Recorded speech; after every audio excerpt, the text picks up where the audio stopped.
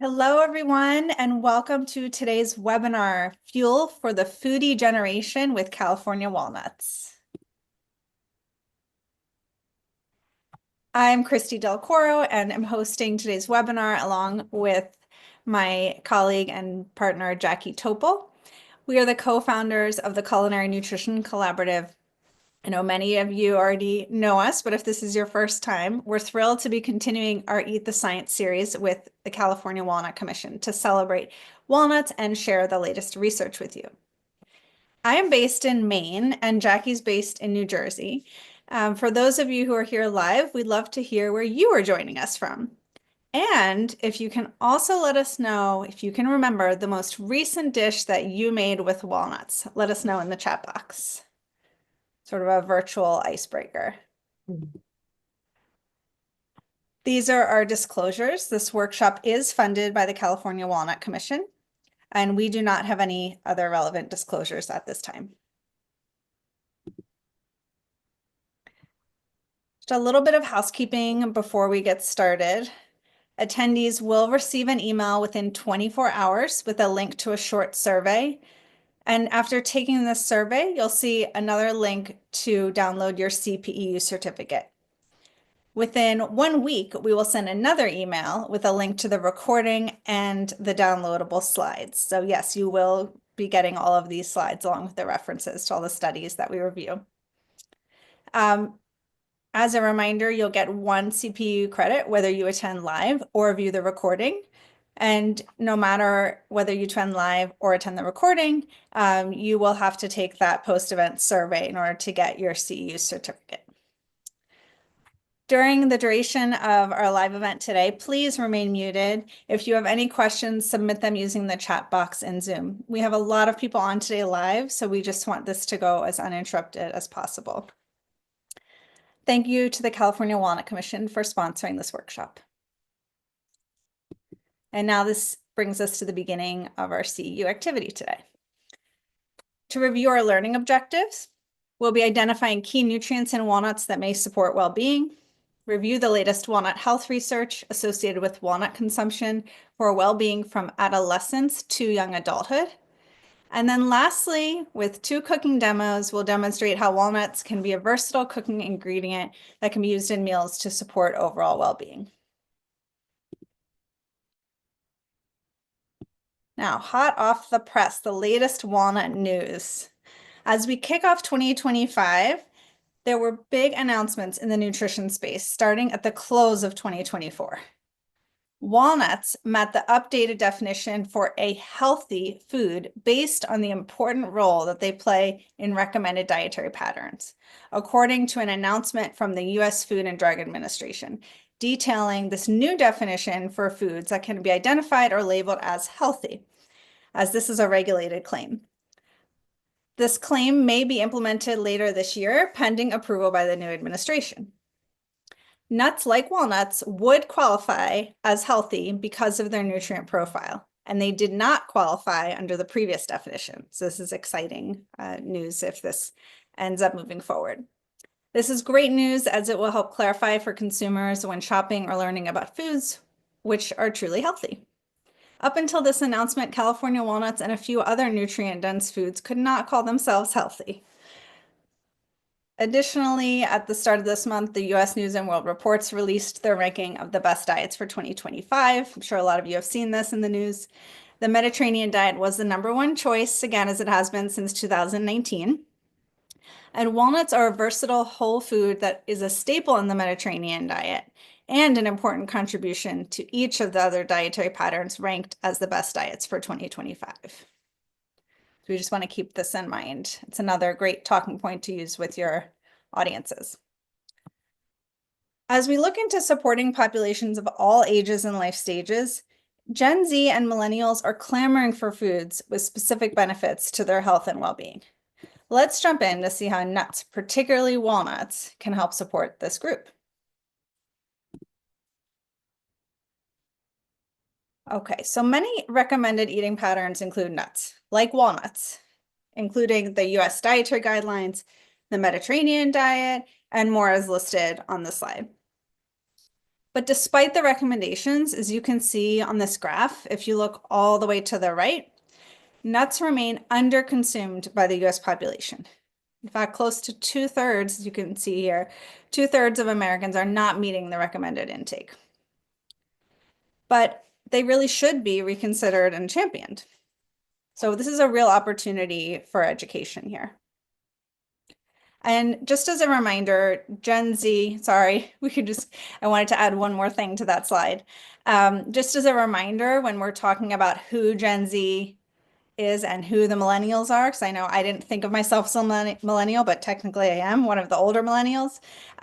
Gen Z are those born between the years 2025 and 1997, and millennials are those born between 1981 and 1996. But as an older millennial, there are some differences between those earlier born millennials and the later born millennials. But technically, when we're talking about statistics, we're still talking about those groups based on those birth years.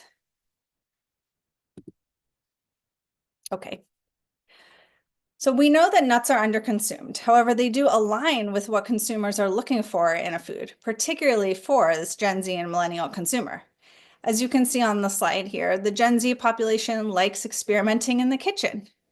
They're eating more fresh foods and they're snacking more. Approximately 2/3 of this population are replacing traditional meals with snacks or smaller meals.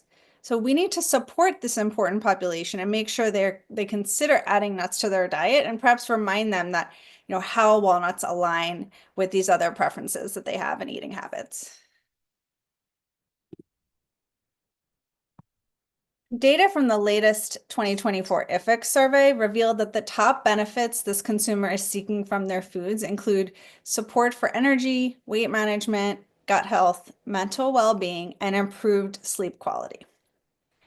Walnuts can be a convenient and important food to help support many of these goals.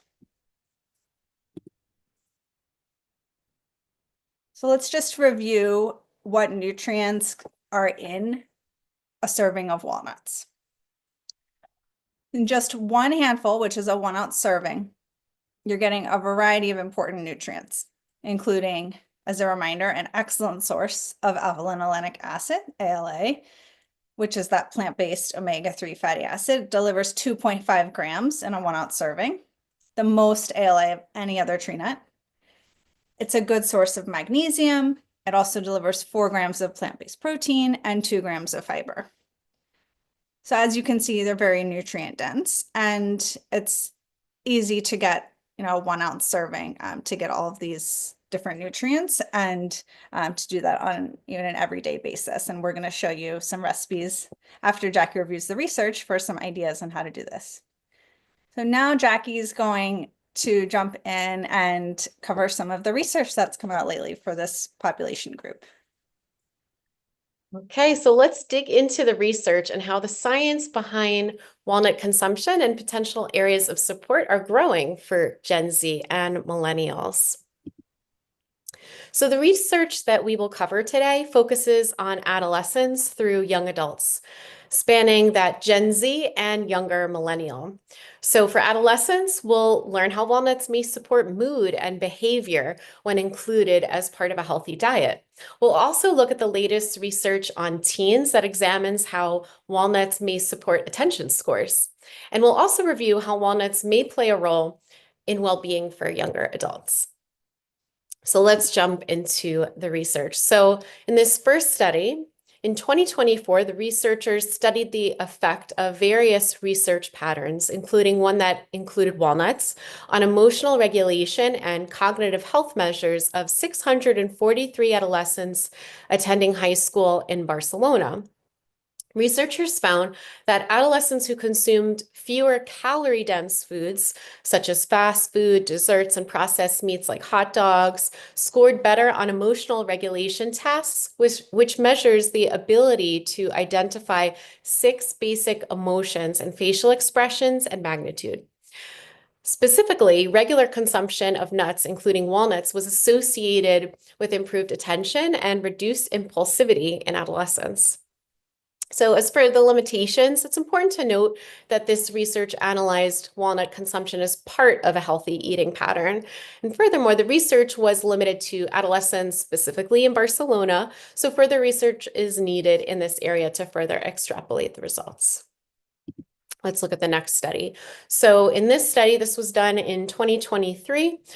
This was a randomized controlled trial done in 771 healthy teenagers, and they studied the impact of 6 months of daily walnut consumption on neuropsychosocial scores.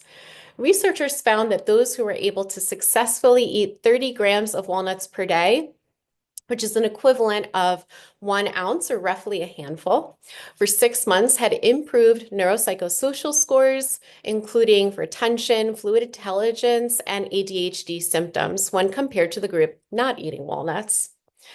So for the limitations, while these results are positive, it should be noted that less than half of the participants in the intervention group adhered to the protocol of consuming walnuts daily, but that's where we come in, right? So the positive results of this study were only seen in the teenagers who better complied with regularly eating walnuts. So more research is needed to understand the impact of walnut consumption on neuropsychosocial scores in teenagers. We'll go to the next study. In 2022, a randomized controlled trial among 80 undergraduate students ages 18 to 25 at the University of South Australia studied the effect of eating walnuts daily compared to no nut intake on mental health, stress, and depression. Researchers found that eating 2 ounces of walnuts daily for 16 weeks helped to support a reduction in negative changes in self-reported mental health scores and scores of stress and depression during a stressful academic period. The walnut consuming group also experienced an increase in metabolic markers that protect against stress and a decrease in those that are linked with stress. So since participants were not blinded to the treatment, there may have been anticipatory placebo-like effects. Self-reported mood, anxiety, and sleep scores were not strongly affected in this study. Walnuts did not increase the total polyphenol content of blood, and serum glucose and triglyceride levels were unchanged. So this is counter to previous research. Larger and longer-term clinical trials in more diverse populations are needed to clarify the benefits and optimal quantity of walnuts needed to improve mental health outcomes. And then for this last study, researchers analyzed data from the National Health and Nutrition Examination Survey, which we all know as NHANES, which included more than 19,000 adolescents and young adults to understand the association between consumption of walnuts and other nuts with measures of obesity, including relative fat mass, which is a validated tool for examining body fat percent, and regional fat composition. So the results were interesting. Young women consuming only walnuts as part of the nut category had a significantly lower prevalence of obesity when compared to non-nut consumers. However, this association was not found among young men, adolescent boys, or adolescent girls who consumed walnuts only. Researchers also observed that adolescent girls and young women who consume walnuts only or other nuts had a lower relative fat mass compared to non-nut consumers. Only young males in the walnut and other nut groups showed an inverse association with relative fat mass compared to the no nuts group, and this was not found in adolescent boys. So these results are promising and suggesting that there may be an association between the consumption of nuts, especially walnuts, with a lower prevalence of obesity and lower relative fat mass with certain populations. And no cause and effect could be determined here. But we want to add that we recognize that the results here are mixed. But as with all research, this is a starting point. And it's a clue that more research is really needed here to investigate this further. So why does all of this research matter? Well, historically, this population of adolescents, teen, and young adults hasn't really been looked at too closely in the research. So this is a great starting point, especially as we want to support clients that are in this age demographic. And health is absolutely a top contributor to food decisions for Gen Z. But as we saw before in the slides, many adolescents and young adults are not meeting the recommendations for nuts and seeds. So this research just gives us really another reason to add why we should be adding walnuts into our diet.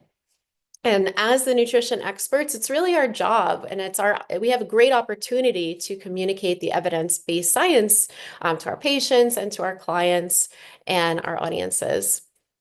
So from attending our previous Eat the Science workshops and from the recipes that you'll be seeing us make here today, really incorporating walnuts into your diet is such an easy and delicious way of supporting health throughout the lifespan. So we will now transition into the cooking demo portion of our program. So let's take what we've learned and bring it into the kitchen so that we can eat the science. So I'm just going to walk you through the two recipes that we'll be preparing today. I'm going to be making the spiced walnut and cottage cheese dip, and you can see the nutritional information here. And then Christy is going to be making, on the next slide, the winter walnut pasta with butternut squash, sausage, and sage. And you can see the nutritional information here too.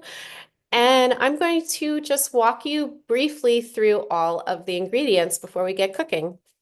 So for the spiced walnut and cottage cheese dip, this is a super easy recipe, perfect for this age group, but really for all age groups. It's really rich in nutrients, high in protein, and lots of phytonutrients in here. So for our spice mixture, we are going to be using some smoked paprika, sea salt, sumac, coriander, turmeric, fennel, ground fennel, and then we're going to be mixing those spices together and then sprinkling that over our walnuts, which I'll show you. And then for the dip part, we are going to be blending up some cottage cheese, some low-fat cottage cheese, olive oil, lemon zest, some ground pepper, and then we're going to be drizzling some honey on top and also mixing some California walnuts in and serving that alongside some multigrain crackers and some veggies. So let me just move and on the next slide, yes, you'll see the directions. You should have all received the recipes, but in case you didn't, we will drop a link to the recipes in the chat box now. And let me just move my computer back so that you can have a nice view of my cutting board. Just give me one sec. Okay.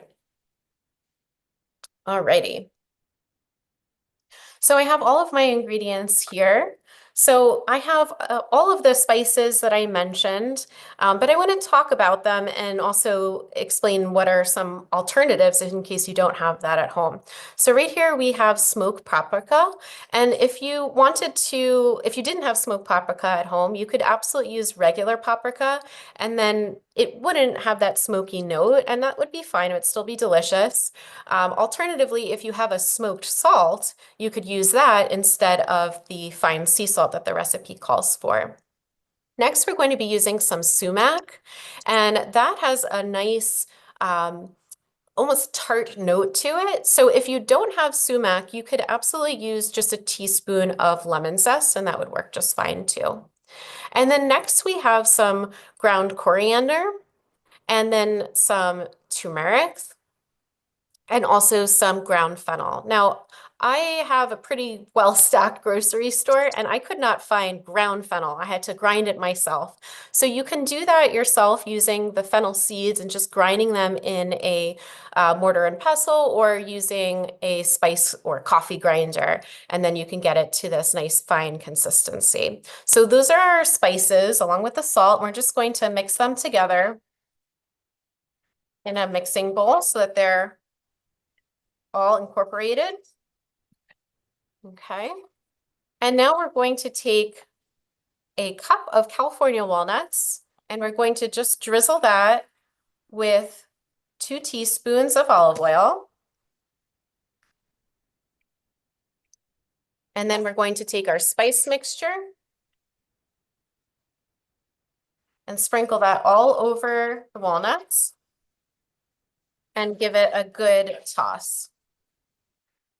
Okay.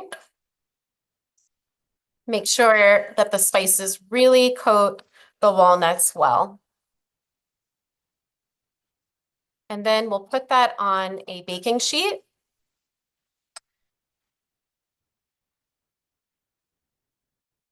And put this in the oven at 350 degrees, and we're going to toast it for about 8 to 10 minutes until it's lightly browned. So I've already done that.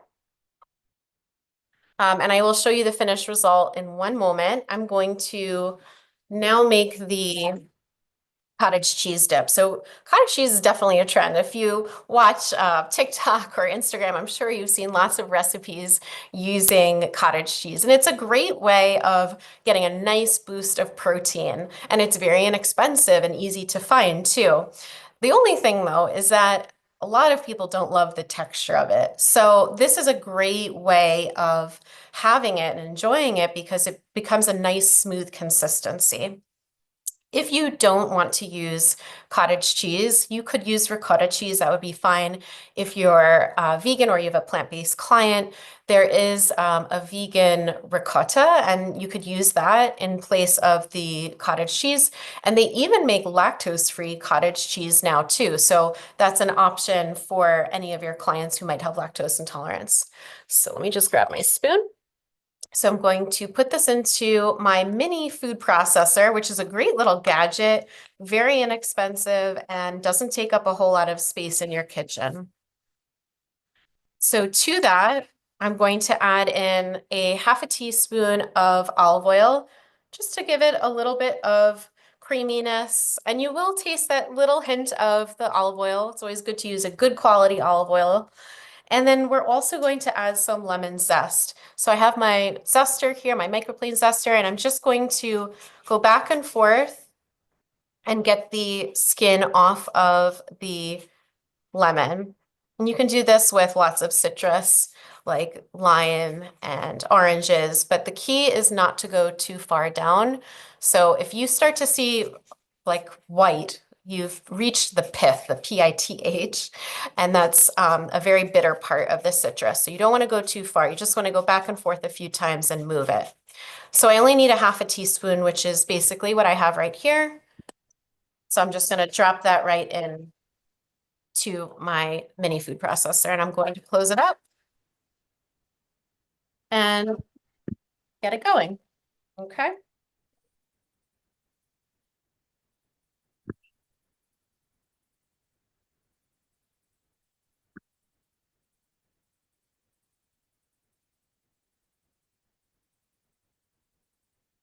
Okay, and can open it up, scrape down the sides. Oh, I forgot one ingredient, ground black pepper, which is actually a great addition because we're going to be enjoying it with the spiced walnuts, which has some turmeric in it. And actually, black pepper helps your body absorb the curcumin, which is the active health beneficial compound in turmeric. So adding that in is a great thing.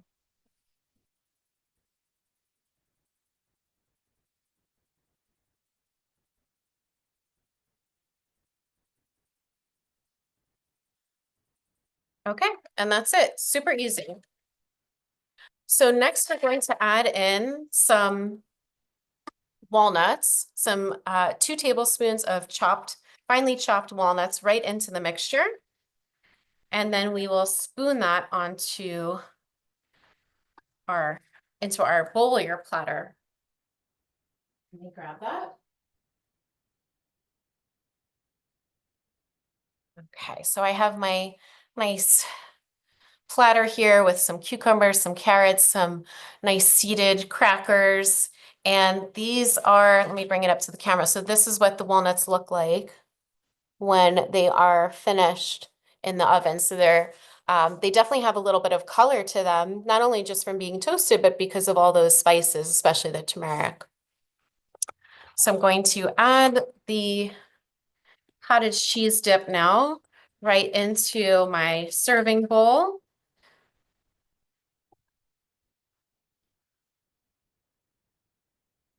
Any questions come in, Christy? If someone wants to know the brand of your mini food processor, so maybe you can So Sure. that, I'll write that in later. Mhm. And then there's a question about what exactly is in vegan cottage cheese. I mean, I imagine it's a plant-based milk, and then So the only one that I know that exists is an almond-based one. mhm, But I'm sure you could also try making one with tofu, and I'm sure that would be great too. yeah. Okay, Yeah, there's a few other questions. sure. Need to read it here. Okay, that was more of a comment. Heather said she works in a cardiac awareness center focused on heart disease prevention and regularly recommends eating walnuts to help lower blood pressure and cholesterol and boost HDL and in keeping blood glucose levels steady. The omega-3s may also help with reducing sudden death, heart attacks, and strokes. So thank you for doing your work. Um, there's another question from Tanya. What adaptations would you suggest in your recipe or the techniques for college students that won't have space to store so much equipment and spices? Hmm. Well, I mean, this is definitely teeny tiny. I mean, it's really a very small piece of equipment, so it's great. There are other blenders that are also, you could kind of use it as a food processor and a blender, and they're very, very small. And then as far as like spices go, there are brands that make their spices in very small containers, and some health food stores even sell spices. In bulk so that you can just get like a very, very small package of it if you need it. And you can also find like spice blends so that maybe you don't necessarily need to buy all of the individual spices. Yeah, that's a great idea. So And I'm, Heather wants to know if you, sorry, I'll just ask yep, one more no thing and worries. then you can finish. If plain Greek yogurt could be used in place of the cottage cheese, which would Yeah, still have a lot of protein. definitely. That would work too. Um, Definitely would taste good in this and would work. I just think the cottage cheese is great because it's like so on trend right now.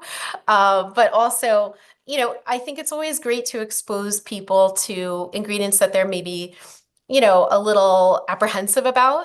Some people are, not don't love the cottage cheese texture, but like, look how smooth this is.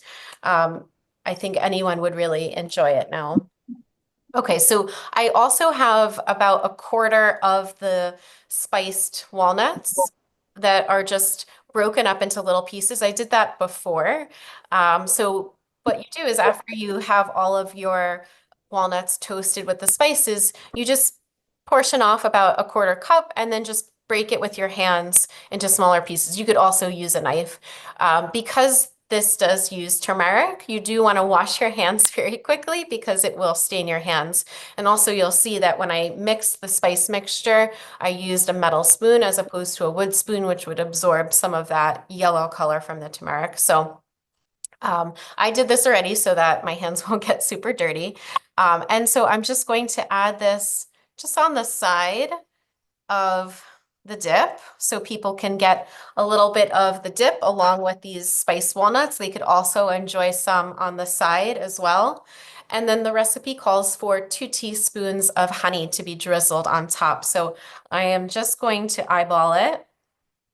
And there we go. That's it. I mean, it couldn't be easier. This is such a beautiful and delicious, easy recipe. And I hope that everyone will enjoy it. All right, I'll pass things to you, Chris. Delicious. I think I Yeah. covered all of the other tips that are on the recipe page. Um, oh yes, of course. One other thing I just want to quickly mention. So you can enjoy this as a dip, but you can absolutely spread it onto a sandwich too. As a spread, it would be delicious that way too. So there's lots of ways to repurpose this if you don't devour it all at once. Okay, there's a few more questions that came in. I want to get to my recipe, but let me see if there's one that's specific to your recipe just before Okay, we sure. move on. So I know there's some general ones too. Sure. Um, So yes, there's a question about the sodium in cottage cheese. I did find, if that's a issue for some people, they do make lower sodium cottage cheese now, even no salt added. So you could use that and then, adjust, like add your own salt to taste, maybe with a little Totally. less. Or you might not need it because of all the spices in there. Mhm. Or this, Julie's asking if you could use half Greek yogurt, half cottage cheese, and that is another Sure. good idea. Totally. That's a great idea. There was a question about the nutrition facts for the recipes, and they are all on the recipe card. So I put Yes. those links in the chat box. But for those of you watching the recording, the nutrition facts are all on the website and on the recipe cards. Um, And this recipe makes 4 servings, so keep that in mind for the nutritional facts. So it's basically a quarter of the dip plus a quarter of the spiced walnuts as well. Great. Okay, so if you want to move to the next slide, I'll cover my recipe now and then get cooking. Let me just switch the spotlight.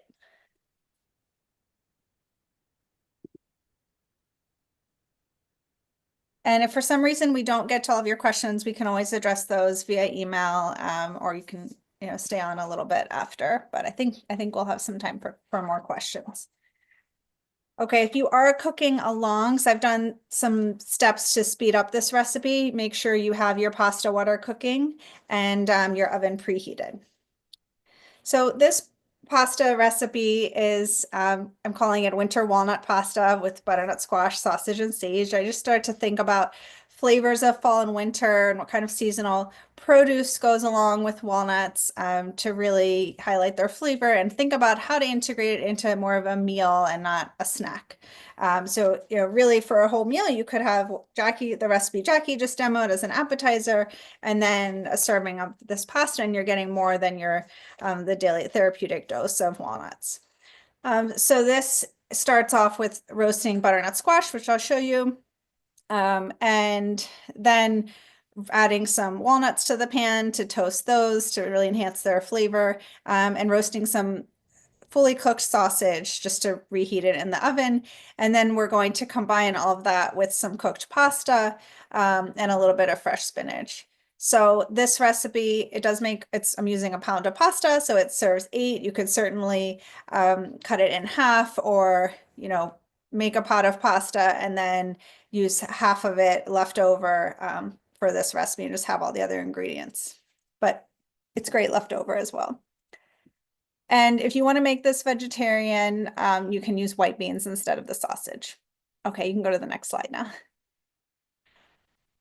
So we don't need to spend a lot of time on this because I'm going to show you all of that in real time. But the first thing you want to do is preheat your oven to 425, and then we'll prep the squash and get your pasta water boiling. So we're doing in order to make this a efficient recipe, I'm going to kind of explain what order to do things in so that you can really maximize your cooking in, a shorter amount of time. So we can stop sharing now. And then, so the first thing that we're going to do is I'm going to show you how to do the squash. So I've gone ahead and I actually bought pre-cut squash. So this is just one step, especially for younger students, if they don't have time or feel like they want to take, it's intimidating maybe to break down a whole squash, you can certainly buy pre-cut squash. Of course, it's going to be a little bit more expensive, so you kind of have to weigh that, the value of, time and money, whether in convenience, if you want to take the time to cut the whole squash, or if you value that convenience of getting it pre-cut. So this was pre-cut in the produce section. And I'm just going to camera down here so you can see. So you could do this in the bowl. I just decided to just mix it all here on the sheet tray for you. So I have my oven preheated. I have my pre-cut squash. This is about 6 cups. But there's different sizes of packages. It might be 2 small packages of pre-cut squash. It could be 1 large squash or 2 medium squashes. If you do want to cut the squash yourself, I would recommend microwaving it, could poke some holes in it. with a fork, microwave it for a few minutes, and that will soften the skin, and then it'll be much easier to peel and to cut. Now I have 2 tablespoons of olive oil and 2 tablespoons of balsamic vinegar. I'm using the vinegar just to bring out a little sweetness, and I'm not adding maple syrup to this. Sometimes you see maple syrup with roasted squash. I'm not doing that for this recipe. Just wanted the balsamic vinegar. It also adds a little bit of acid, and I'm using my hands for this, but you could certainly use a utensil. I'll season it with a little bit of salt, about a teaspoon, and some black pepper. This is just to taste. And then we'll mix it all on the sheet tray. And I'm also adding 2 tablespoons of sage here. So sage, if some of you aren't familiar, it's an herb, it's a fresh herb. It's has a very strong aroma. And if it's dried, it's used in teas.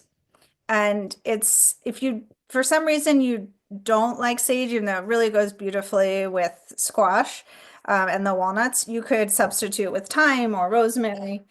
So I've just chopped the leaves, and I'm going to sprinkle that over the squash. So could use, I kind of like cooking with my hands, so I'll mix it up with my hands. Make sure everything's coated with a thin layer of the oil. When you're roasting vegetables, it's important to not overcrowd the pan. So it's better to use 2 pans if you feel like it doesn't all fit on one, because if they're too close together, if the vegetables are too close together, you'll end up steaming them and you won't get as much color. They really need to have the air circulating all around the vegetables so that they get that nice browning. And some of these pieces, since this was pre-cut, I probably would have cut a little smaller, and that will speed up your cooking time. But this is fine for today. So I just have that all ready to go. And then I'll pop this in the oven for 20 minutes. And after 20 minutes, there's TV magic here. So after 20 minutes, the squash will be roasted, and then will be partially roasted rather. And then I'm adding 1.5 cups of chopped walnuts right to the same pan. So I've just shifted the cooked squash over a little bit with the utensil. And then I added 1.5 cups of the chopped walnuts right onto the pan. No oil, just right onto the pan. And then that will be ready to return to the oven. All of this time where this is roasting, my pot of pasta water should be coming up to a boil, and I'm going to start cooking the pasta. So this is all happening at the same time. And I have 1 pound of short cut pasta. So I have this ready to return to the oven. And I also have a tray here of sliced, fully cooked, mild or sweet Italian chicken sausage. So the prep that would be helpful for you to do in advance is to have a tray of your sausage sliced, or actually, to save the most time, I would say put the squash in the oven during that 20 minutes that it's roasting, slice your sausage. And then after the squash comes out, you're putting the walnuts on the tray and putting the sausage in the oven. Let me pull out the sausages to show you what that will look like.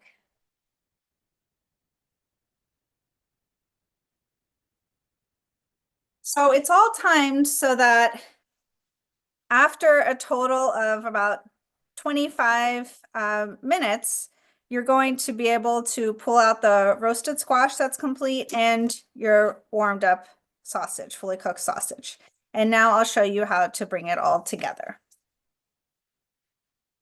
And that's a key to make sure that you're using, for this recipe, fully cooked sausage, and that you're also making that clear when you're educating someone, because in the grocery store, there is a lot of different varieties of sausage, and there's also raw sausage, and that would need a lot more time to cook in the oven. So it just make sure, really make sure that they're buying the fully cooked sausage. You could use raw sausage for sure. You could even do like a crumbled sausage with ground sausage without the casing. But you would just need to account for that and put it in the oven at the same time as you're putting the squash in, since it's going to take, longer than the fully cooked one. So one thing I didn't mention yet, or if you're cooking along, if you're cooking your pasta, when the pasta is finished boiling, you want to cook it a little bit under, at very al dente, because we're going to reserve about a cup of the pasta water. So the reason that, and this is what they do in restaurants too, to make sauces, really come together, because you can cook your pasta in advance separately. And then like I've cooked this pasta in advance today. And then I've saved a cup of the pasta water. So this is a starchy liquid. And this is really going to help emulsify and bring together your sauce without using a lot of extra butter or cream that, you might see in other recipes. So this is going to help with the reheating, because if we just put in cooked pasta into a dry pot, it would burn. It wouldn't really reheat very effectively. You would just end up with a very dry, burnt pasta dish. So I have a burner here, and I'm going to bring this together now. And I'll show you the pot closer up. So with the pasta water, I start by adding a little bit. I have a cup in case I need the whole cup, but I might not need the whole cup. Now I'm adding a pound. I will show you the inside of the pot, but right now I'm just adding a pound of cooked whole grain penne. I think this might even be like a protein plus penne. If you're using, a gluten-free pasta, which you could do with this, the pasta water might not be as starchy, but it really depends on what kind of what the pasta is made from, but you can still use it, will still work. But if you feel like, I would just kind of judge the type of pasta you're using. Like I've done this once with a different, forget what the pasta had, but it got really soft really quickly. So like for certain pastas, I might even cook them under 2 minutes, instead of under 1 minute. So I'm really just sitting here and let the pasta, since I'd done this ahead of time, I need to bring this up to temperature. If I was doing this in, all at once, like the 30-minute recipe all at once, then this would be hot, because I would have just had the vegetables cooking, had the sausage cooking, had the pasta cooking all at the same time, and then just drain the pasta, and while it's hot, add it, add all the other ingredients together. But right now I need to let this come up to temperature a little bit. So I can take some questions while this is heating up. Okay, Christy, somebody asked if they could use dried sage instead of fresh, and Yes. I think you had written that you can in the chat box, but like what would be the ratio, do you think? Would it be a 1-to-1 I don't or know. I less? haven't used dried sage in a while, but it's not like, it wouldn't be as far off as say a fresh parsley and a dried parsley, because it doesn't have as much water content. It's already a little bit dry to begin with. So I don't think there'll be a tremendous difference, but maybe start with half as much, and then you can always add more based on your taste. And another question was, is it okay to use frozen butternut squash cubes? Yes, they might have a little more water content. So Might get a little mushy. I'm thinking, yeah, the texture might get a little mushier, or you might need to roast them for longer. Or I wonder if it would, I haven't used frozen butternut squash in a while. I wonder if it would make sense to thaw it first and kind of drain it in case there's any extra liquid, and then roast it. Mm. I would love to know if you try it out, but it's no, the flavors would all still work. The texture just, yeah, it might be a little bit softer. Mhm. I So, think that was it for all of the. yeah, I see Christie's chiming in. You usually do need less dried versus fresh for the herbs, and typically Yeah. about half the amount, but with Right. sage, I think, it might not be quite half, Yeah. might be a little bit more. Oh, Heather asked if, have you made this with bean pasta? I haven't, but I know it would Sure. work fine. Fine. The flavor would be great. So, Yeah, and um, that starchy water would still do what it yeah. needs to do. Mhm. And you can also do this with, I'm gonna, we'll pull up some slides with tips at the end, but you could do this with say, a different season. Summer squash and basil go really well together instead of fall squash and sage. So the technique is the same. And the walnuts would still be toasted the same way. You can start roasting the squash in the oven, the summer squash or zucchini, and then add the walnuts at the end, and do the same thing. And like I said, you could use white beans or chickpeas, any other, or even like a lupini bean or something instead of the sausage if you want to make it vegetarian. Oh, This, oh, yeah, yeah. I just saw this comment.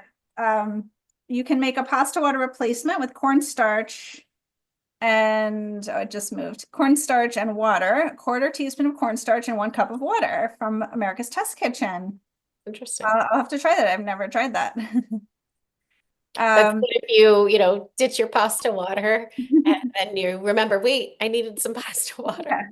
yeah. Okay, so my steam is coming off a little bit now on the pasta, and I'm just adding a little more pasta water, and then now I'll add the sausage. So this is really just to bring it all together and reheat it. And this was a full package. It was 12 ounces. It was 5 links of sausage. So I went ahead and sliced it and I sprayed the pan with nonstick cooking spray before I put it in the oven so it wouldn't stick. It doesn't have as much fat as pork sausage. And then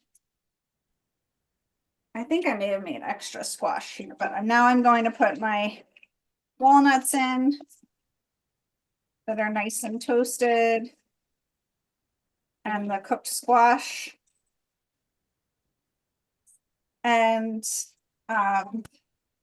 this would make a great side dish. Say you had someone who was on a low carb diet, or you just wanted more of a side dish instead of a main meal.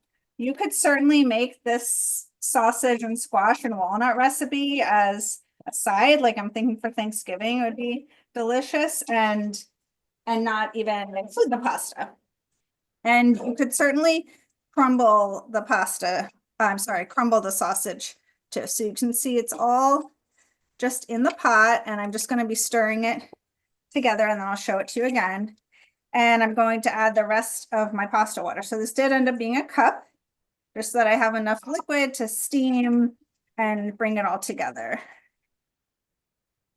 It smells so good.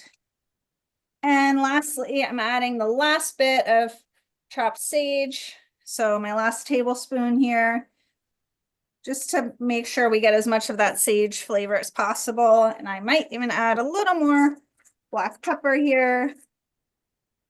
And you could also, of course, taste it and season it with more salt if you need to. Or you could add, if you wanted it a little bit richer, you could add a pat of butter or drizzle of olive oil, but we're trying to keep the nutrition facts accurate for this one, so I'll leave it the same. So now everything's all mixed together. Oh, mushrooms would go really well with this too. So I'll plate it up for you now, but that's it. It's done. And so this would, it's all about prep, right? So even when you're talking to adolescents, like just having this stuff on hand, they're inexpensive ingredients. They last a while in the fridge or in the freezer. Like the sausage they could have in the fridge as a staple or in the freezer. And pasta, I mean, everyone has pasta on hand. And then the walnuts, again, pantry staple. So it's really, not complicated or fancy ingredients to come together, but it's a really satisfying meal. Okay, so let me just move my hot plate. They may be a seed starter, but think about the fibrous foods that we have that we thrive on, like produce. If you fruits, took yourself vegetables, off beans, mute, nuts, and seeds. Okay, I think I took care of it. Okay, so Now we have our finished plate, our meal, and again, it's great for leftovers. So this would certainly last. Maybe I'll put a little more fresh sage, and there you go. And you could also add grated cheese on top if you wanted to, if no issues with dairy. So like a grated pecorino would be delicious, or grated Parmesan.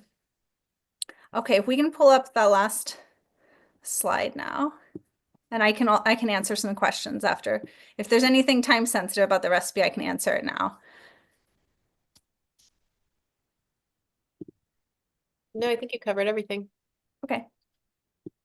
So if we can pull up the last slide, then I will go over our last final tips, and then we'll come back to any questions.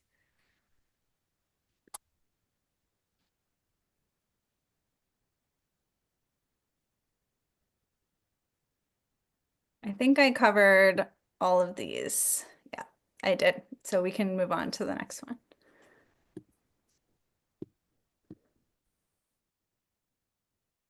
Great.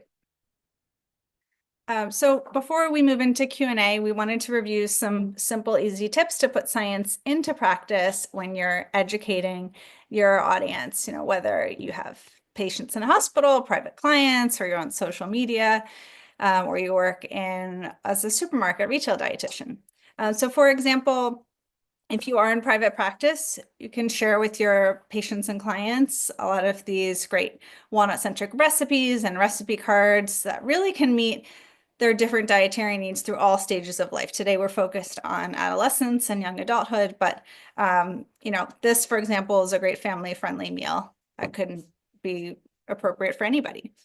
If you're in a retail setting, you can host an in-store cooking demo for teens specifically, with new, trending ideas to incorporate walnuts daily.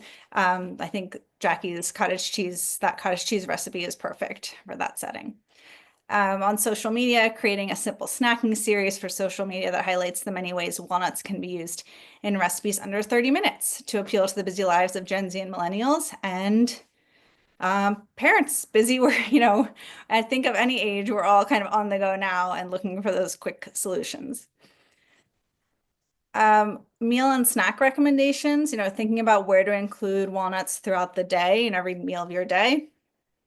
I loved all the suggestions in the chat box. A lot of people said putting walnuts on their oatmeal or in yogurt, sprinkling walnuts on a salad for lunch, combining them, like someone said, a charcuterie board in the chat box, but using them in something like a chicken salad we've seen done before, or there's a lot of different creative, or in a dip.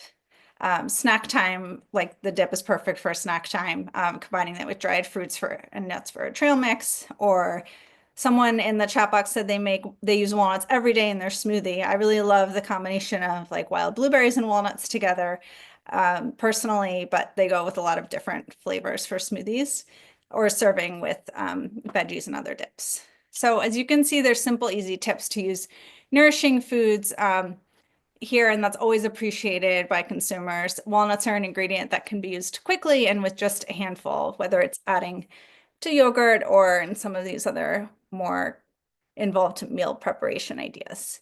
And so now I'll move it over back to Jackie, who will close us out with some final resources. So before we get to your questions, we just want to mention that you can view past recordings of our workshops from Eat the Science on the Eat the Science landing page, which is walnuts.org/eat-the-science. We'll drop that in the chat box too. So stay tuned for our next Eat the Science workshop, which will be on May 20th. So get excited. So you're now on our mailing list, so you'll receive the latest updates for future Eat the Science workshops where culinary innovation and science collide. So we'll dig into whatever questions we didn't get to now, and hope you'll stick around for some other helpful resources from California Walnuts that we'll go through after we get through some Q&A. And Jackie? Yeah. I forgot something in my recipe. Yeah. Well, what did you forget? If you can, could we just pull the slides down, and I just want to come back to the recipe for a minute. I don't know how this slipped my mind. It's like something looks like it's missing. I forgot the chopped baby spinach. So all I would do is when I'm heating up the pasta in the pot, just I've chopped up baby spinach. And while you're adding that pasta water, and the squash and the same time as the other ingredients, just add that to the pot and it will start to wilt. Because I thought some green was missing. So that's what it was. So I've just added that in. So if it was still on the stove, it would wilt a little bit more. Sorry about that. But that was 2 cups, which was about 2 ounces of baby spinach. So I'll go ahead and replate that. So that warms up. My apologies.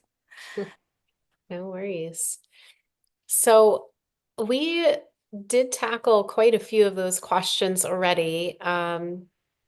Give me a moment to look through the questions. Oh, Debbie cooked along and shared a picture in the chat. Your dish looks great. She made Oh, with the white walnut beans. pasta. Very nice. Yeah, with a vegan version. Great. That's great. Yeah, the spinach is a great addition and no big deal that it was, forgotten at the end because you can just really add that in at the very last minute. That's all Yeah. good. Let me just scroll up. Christy, do you see any questions Yeah, that well, someone asked if a ceramic pot works better than a metal pot. So this is like enamel lined pot, the one I'm using. I just like it for pasta, but no, I don't use ceramic. Jackie, you have ceramic. I know there's like very mixed. Some people love ceramic and Yeah, um I like my ceramic one. My big pot though that I use for like cooking pastas is metal. Okay, somebody asked an interesting question, how to cope with taste fatigue when you're eating walnuts every day. And I think with anything, if you're eating the same thing every day and it's the same, yeah, it can get a little boring. So you can jazz it up. I think the spiced application is perfect for that. You can throw on whatever kind of spices that you like, whether they're these kind of savory spices. And definitely we're seeing that trend right now. I go to a lot of food expos and heat is very on trend right now. So using chili crisp and other kinds of spicy ingredients that really give things a kick can certainly make things interesting. But you don't have to go the spicy route. You could certainly use other kind of earthy spices like cumin, or you can go sweet. There's some really wonderful recipes online that you can find that have use like cinnamon and maybe like a little bit of brown sugar or a little bit of maple syrup for some sweetness. So I think you just need to jazz it up a little bit, and then it won't be the same old walnuts every day. Although they're so good for you and you can eat them plain, if you feel like you need to make it a little more interesting, it's certainly easy to do.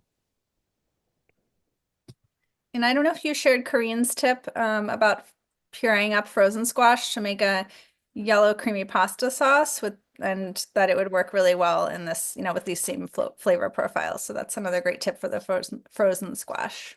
Yeah. Anne made a great comment. Engaging youth in shopping and preparing food increases interest in consumption while helping them learn how to cook and use healthy recipes. And that's absolutely right.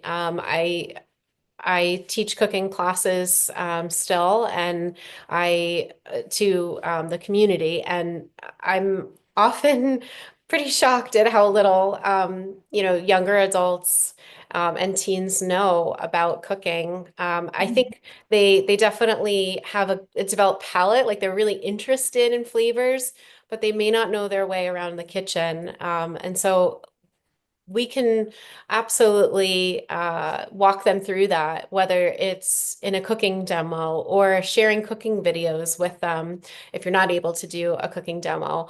And there's lots of great ways of really teaching your patients and your clients those culinary skills so that they really implement all the things that we're talking to them about.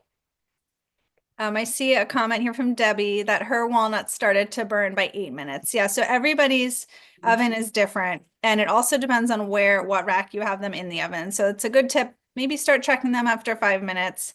Yeah. Put them on the middle rack, or the temperature. Maybe your oven runs like maybe my oven just doesn't quite get up. Maybe it says 425, but it doesn't quite get up to 425. So definitely use your senses and your Mhm. judgment, and it always, doesn't hurt to check it early. Recipes are always a guide, so use your own judgment there. That's a good tip. There's a Great. question here also, can walnuts be microwaved to roast? I Hmm. I mean, I don't know. I've never tried microwaving them. I don't know how they would get that caramelization. I'd be worried. I don't know if they would even start popping. Has anybody tried microwaving, or does someone from the California Walnut Board know anything about microwaving walnuts? Maybe someone there can contribute into the chat box, because I'm not sure. Yeah, I'll chime in, Christy. I would just say it's not one of our recommended methods. We recommend either in the oven or just in a skillet. Mm-hmm. Or a toaster oven, someone said. Yeah, so that's the only way I've done it as well. Well, I know we're just about time, so if you want to stay on to learn about some more resources, you're welcome to do that. Jackie, do you want to Sure. finish for us? Yes, so this now marks the end of the CE activity. However, if you'd like to stay on, we'll be just quickly sharing some additional resources from our sponsor, California Walnuts. So there are a variety of different resources available at walnuts.org on their health professional page, including research and blog articles that address this particular population that we've been talking about today, with lots of great research and recipes that are perfect for Gen Z and millennials. And you can go to the next slide. And for more inspiring walnut content and recipes, that you can support your patients and clients with, you can go to walnuts.org/recipes. And then they have a wonderful health professional site. So that's available. All those resources are available at walnuts.org/health professional. So lots of great research and handouts. And another thing that I wanted to point out too is their Produce for Better Health plant-forward eating guide, which is a really nice resource. So lots of good things. Definitely check them out. And then lastly, we have our references on the last slide, so you can take a look at those studies more carefully. If you have any questions, you can always reach out to us. So thank you so much for joining us today. As I mentioned before, you're now on our mailing list, so stay tuned for information about our upcoming events. We have our upcoming Global Cuisine series that starts next month, so you'll get some more information about that from us soon. As a reminder, later today, you'll receive an email from us with a link to a short survey to take to obtain your CEU certificate. So you'll get that later today. It's not going to be immediately after the webinar, but just be patient. You will receive it within 24 hours. You will get it today. And within 1 week, we'll be sending out the recording along with the slides as well. So for those who missed some of the webinar today, please don't take the survey until you've watched the recording, which will be available within the week. And if you have any questions, of course, please email us at info@culinarynutritioncollaborative.com. We're always eager to learn what new content and topics you're interested in us covering. If you have any suggestions, feedback, we always love to hear it. So thank you so much for being here today, and happy cooking. Thank you. Bye-bye.